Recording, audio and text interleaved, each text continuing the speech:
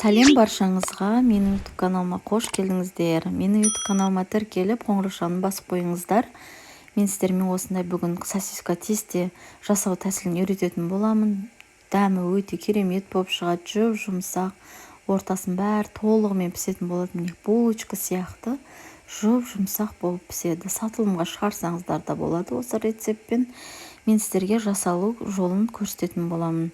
Ең алдымен осындай жылы сүтімізге шекерімізді, тұзымызды, бір жұмыртқамызды және дрожжымызды салып, жақсылап араластырып аламыз. Үстіне ерітілген сары майымызды құятын боламыз. Мінекей осының үстінен енді ұнымызды саламыз, барлығын салып, жұмсақ қамыр илейміз.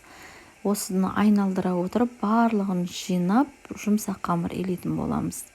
Мінекей барлығы басы біріккенше 7-8 минуттай араластырып, осылай илеп аламыз қамырымызды. Ішінде түйіршік болып қалып кетпеуі керек. Мінекей осылайынан илеп алып, бетін жауып, 1 сағатқа қойып қоямыз. Енді сосискаларымызды қабықтарынан аршып, дайындап алатын боламыз. Мінекей барлығын аршып, дайындап алдым сосискаларды. Енді қамырымыз дайын болды. 2 қолымызды майлап отырып, қамырымызды бөліктерге бөлетін боламыз.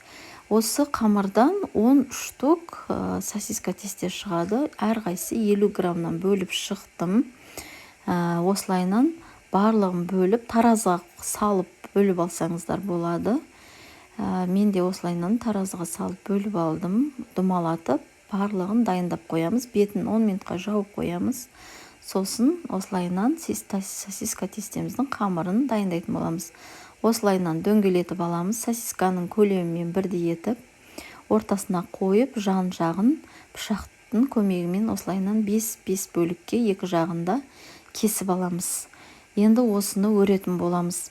Осылайынан бірінен соң бірін екі жақты өріп шығамыз. Осылайынан астын қаттырақ жабыстырамыз, ашылып кетпеу үшін. Мінекей осылайынан айналдыра отырып, жабыстырып шығатын боласыздар.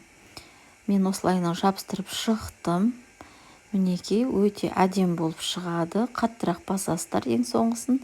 Мінекей 10 штугын бәрін жабыстырып, бетіне жұмыртқаның сарысын жағап шығасыздар. Барлығын щеткамен осылайынан жағып шықтым.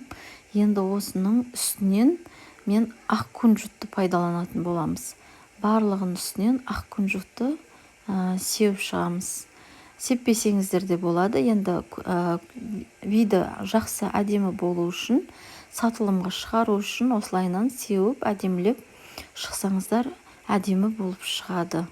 Түрі де әдемі болып шығады. Жеген кезде де өте дәмді дәм беретін болады. Мінекей 180 градуста пісіріп алдым. Өте керемет болып шығады. Мінекей жұп-жұмсақ болып, ауызда ерейді мынау. Жесеңіздер, ауызда дәмі қалып кетеді. Сіздер міндетті түрде жасап көріңіз.